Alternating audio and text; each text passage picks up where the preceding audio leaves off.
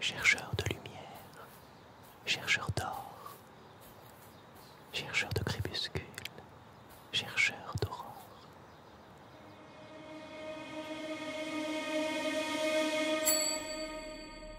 J'ai rêvé si souvent d'avoir le musée du Louvre, rien que pour moi. La Vénus de Milo.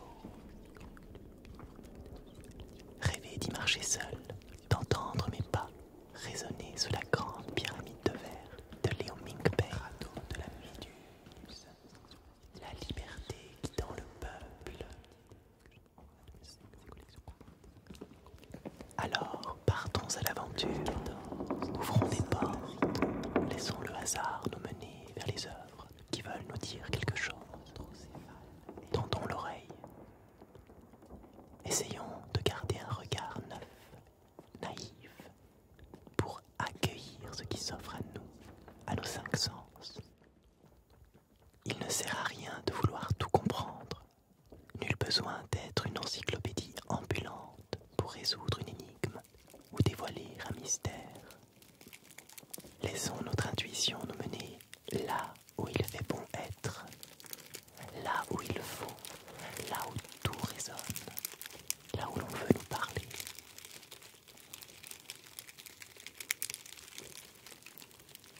Délicatesse des mains grecques autour d'une gerbe de fleurs offerte à l'amour. Crépitement. Un peu plus loin, le son de la nature appelle le visiteur. Certains tableaux nous parlent, nous appellent, d'autres non. Il n'y a rien à comprendre, simplement à accueillir. C'est bien ainsi, et c'est merveilleux. Le vent.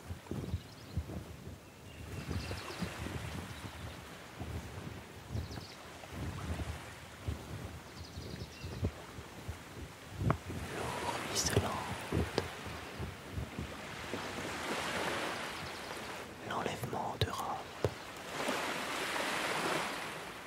Sa main si délicate avec un ruban de soie. Douceur sous les doigts. Délicatesse des mains. Ces mains qui s'animent de toutes parts. Ces mains de toute finesse qui avec dextérité découvrent naïvement la texture d'une matière, d'un tissu, d'un élément de la nature, floral ou végétal, dans l'œuvre de Nicolas de Largillière.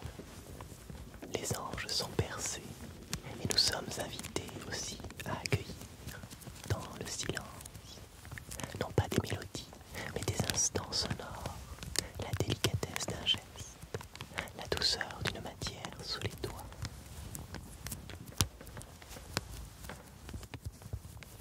Pleine conscience, instant présent, accueillir les sons. Les œuvres veulent nous parler.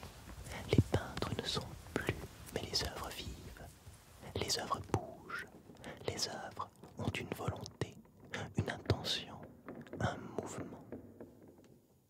Naïf comme l'enfant, offert à l'instant, comme un enfant, comme dans un jeu, tout ici, rien ailleurs. Dans le Louvre, tandis que les uns nous offrent des instants de vie, d'autres, bien qu'enfermés dans la toile, sont aussi dans l'écoute, dans la rêverie, et s'offrent à l'instant présent, comme dans une extase.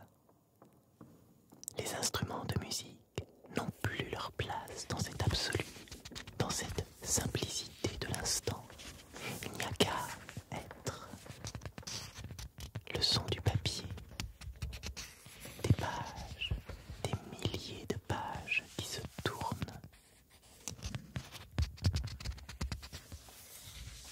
Les mains du peintre avec ses pinceaux.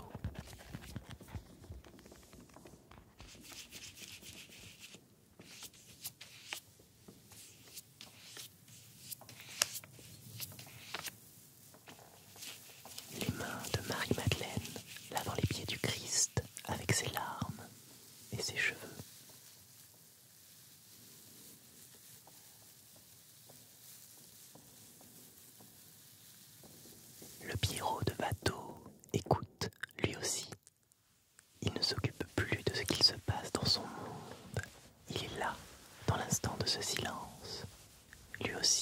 ressent la douceur d'un tissu sous ses mains.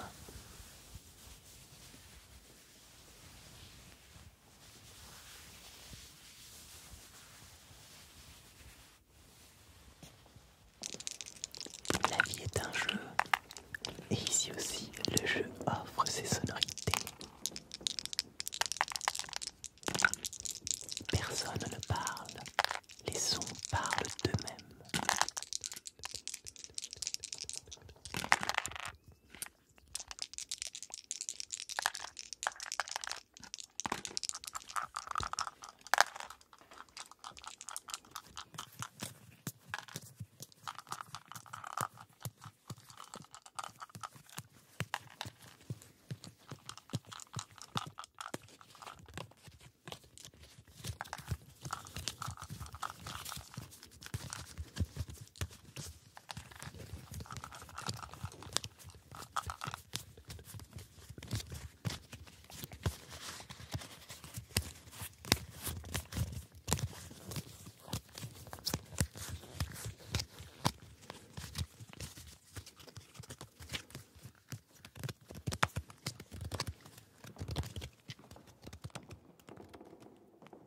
Marcher encore et remonter le temps. Les œuvres nous parlent, les dieux aussi. Dans cette marche lente, on ne se sent plus tout seul. La magie opère au frottement des mains, tandis que les pas foulent le sol du passé.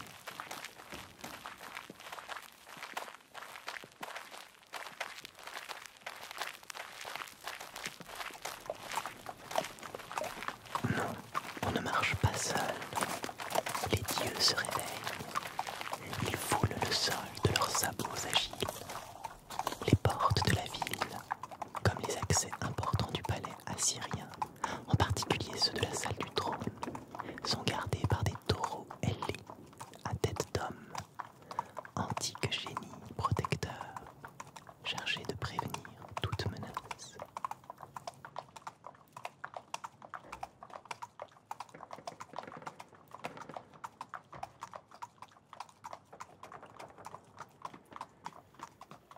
Toutes et tous invitent à écouter, à savoir écouter le silence.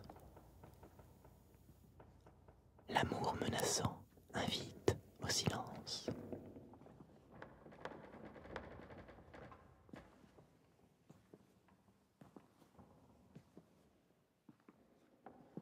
Les statues chuchotent. L'amour nu, ailé, retient un papillon qui approche d'une rose. L'amour éveille l'âme au sentiment amoureux grâce à l'odeur de la rose. Psyché caresse de sa main un papillon, symbole de son âme.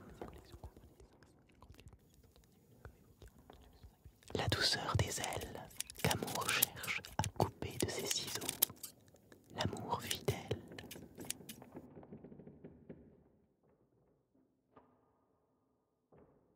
Hercule écoute. Hercule s'endort. Dans le musée, il y a des anges qui se déplient, qui se déploient. Et si on sait tendre l'oreille, on croit bien les avoir entendus.